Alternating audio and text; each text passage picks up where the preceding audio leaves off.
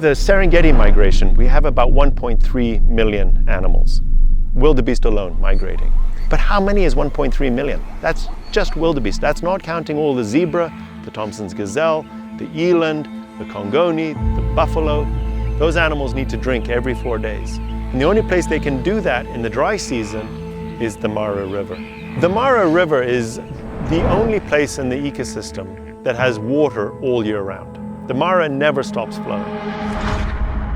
What we've seen in the last few years is a shocking and sudden decline in the amount of water coming down the Mara River, and even to the point that it stops every now and then. It's as if we're looking at a heartbeat monitor and you're listening to the heartbeat and suddenly it goes beep, bup, bup, bup, bup, beep. And those beeps are the things that scare us. If the Mara stops flowing for 6 days or more in the dry season, I can guarantee Tanzania will probably lose about 300,000 wildebeest like that. Like that. You stop the Mara River, you turn the light switch off.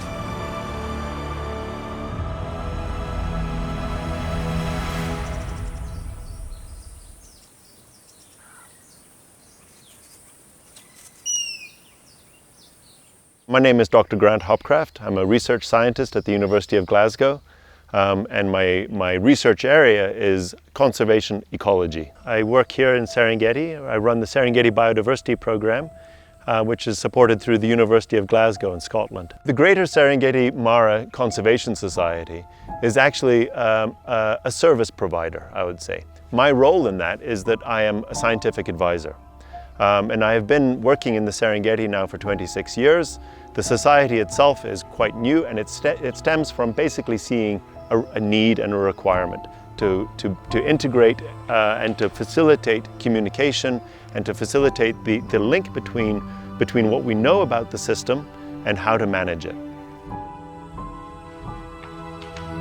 When I first came to Serengeti, you know, it's the drive that you get when you're coming over the Ngorongoro. You come around the edge of the Ngorongoro and you look out and you see this huge plain, right? Which is what the Serengeti really means. It's the endless plain.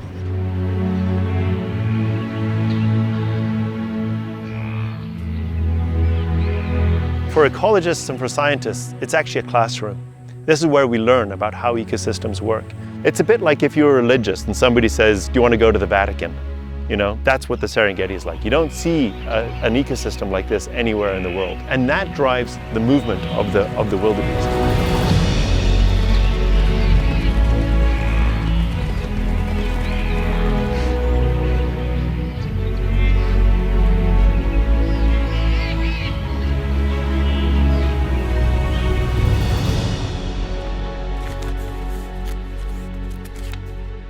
Naitwa William Simon Mwakilema, ni kamishina wa uhifadhi wa TANAPA. Serengeti ni mojawapo ya hifadhi kongwe ndani ya nchi ya Tanzania. Ina umuhimu wa kipekee kiuhifadhi, lakini pia kiuchumi. Ina hadhi ya urithi wa dunia. Eneo likishakuwa na hadhi ya urithi wa dunia, sio tu ni muhimu kwa Watanzania, pia ni muhimu kwa jamii ya kimataifa, ambapo pamoja na wanyama wengine wengi waliomo ndani ya hifadhi ya taifa ya Serengeti, tuna jamii ya wanyama aina ya nyumbu na pundamilia wanaohama msimu wa mwaka mzima.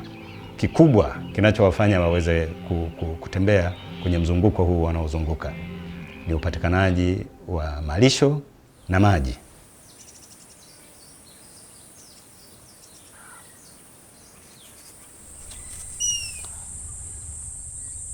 This is Themida triandra. It's the most common grass in Serengeti, this one. And it's highly flammable. So when the fires come, it burns very quickly. But what happens is that the fresh green grass, the shoots start from the bottom. And that's what wildebeest really like. This is really nice wildebeest food. They like it a lot. Feel how easy those leaves are to digest.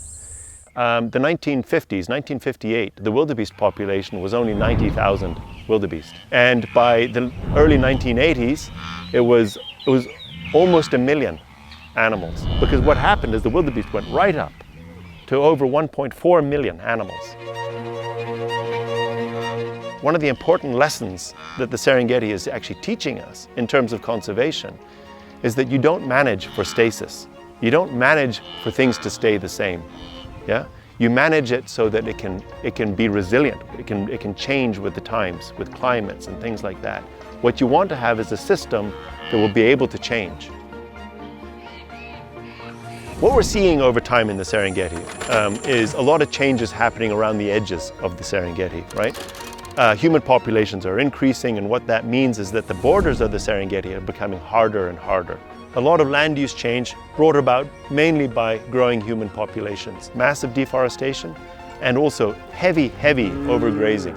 There are agricultural fences being put up in the northern extents of the Mara, the privatization of land, the massive investment in mass tourism, hundreds of lodges in a very small area with thousands of tourists every day. Now, the Mara River is under a lot of threat. Kwa namna nyingi tuna mabadiliko ya tabia ya nchi, kunakuwa na vipindi virefu vya jua, kunaweza kukawa labda uharibifu kwenye vyanzo kule inakotokea. Kwa hiyo matisho yanaweza kuwa ni mengi.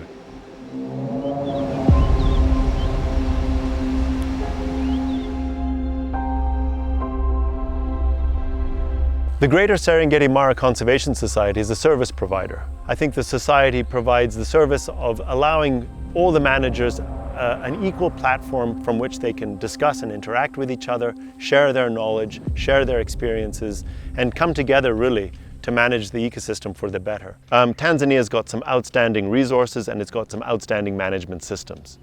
TANAPA, TAWIRI, TAWA, these organizations that are really full of really excellent people.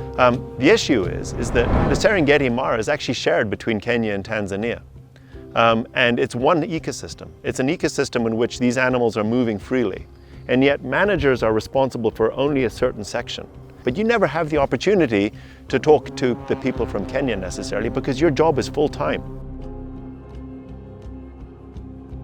And really, from a society's point of view, we need to think of this as managing it for one ecosystem. Each person brings their own skills, so really what you want to do is you want to have a round table discussion where managers can just talk freely about how things are going in their areas.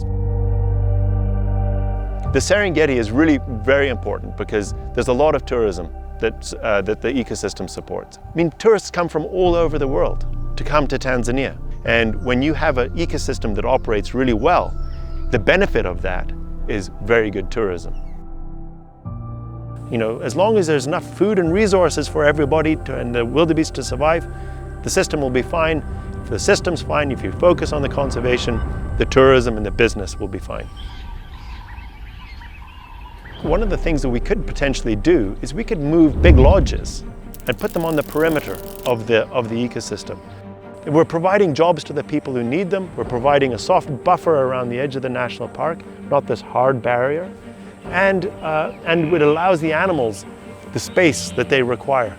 Therefore, what you're doing is you're prioritizing conservation and you're maximizing tourism. I think nobody wants to see Serengeti disappearing. I think that's a fact. No, everybody wants to see Serengeti continuing on forever. So I see the future of the Serengeti as actually very positive, because I believe Tanzania has the power and the inclination to actually protect this ecosystem. These are what we call sort of Tanzania's natural heritage. The things that were endowed to Tanzania. Tanzanians don't want to see that lost. Nobody in the world wants to see it lost. I think everybody is committed to seeing a Serengeti forever. Kwa pande zote za nchi ya Kenya na Tanzania tunajua umuhimu wa mto Mara. Kwa sisi wote tunawajibika kuhakikisha kwamba mto Mara unatunzwa kwa ajili ya faida ambazo zipo za kiuchumi. And it's up to us to change our behavior towards this ecosystem to preserve it. I think that is the solution. We need to train leaders. We need to train the conservationists for next year, the next generation of conservationists. We're going to hand over that torch, and when we hand that torch over, we want to make sure it's in good hands.